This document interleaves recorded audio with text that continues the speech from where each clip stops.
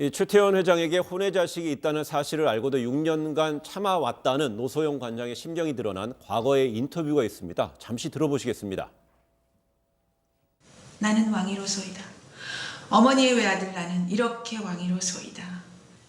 그러나 눈물의 왕, 이 세상 어느 곳에든지 서름이 있는 땅은 모두 왕의 나라로소이다. 저도 저의 고통도 또 남들의 고통도 이제 알게 되는 나이가 되었죠. 그때 또 이제 이 우연히 이 시를 읽어봤어요. 그때는 완전히 다르더군요. 계속 울어요. 계속 울고 또 어떨 때는 이제 울고 싶을 때 일부러 꺼내서 읽기도 했어요. 나이가 이렇게 들어갈수록 세상의 아픔과 고통과 서름이 이제 누구나 다 경험하죠. 근데 참 신기하게도 마음 놓고 목 놓아서 울고 나면 힘이 생겨요. 이 어려운 때를 넘고 갈 만한 그런 힘이 생기더라고요.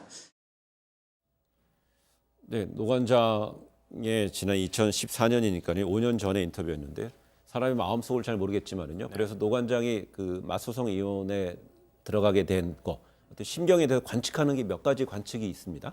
근데 이게 굉장히 조심스러운데요. 예. 왜냐하면 직접 밝힌 내용이 아니기 때문에 이제 외부에서 해석하는 내용입니다.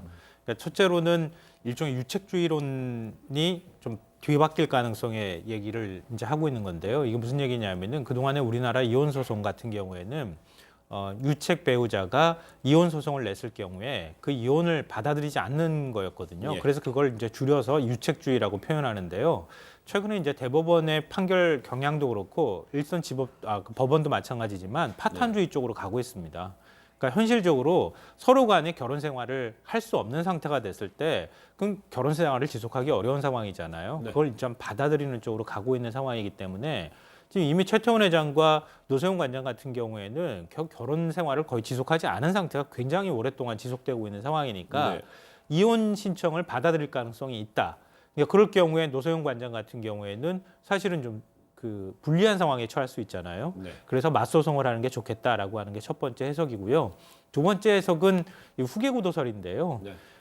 아무래도 노소영 관장이 지금 노소영 관장과 최태원 회장 사이에서 일남 이녀를 두고 있는데 노소영 관장이 그 중간에 있으면은 자녀들이 후계구도를 받기에, 그러니까 지분을 받거나 뭐 이런 과정에서 좀 예. 걸림돌이 될 수 있겠다. 그걸 우려한 어머니의 마음이 있다. 이제 이런 거고요.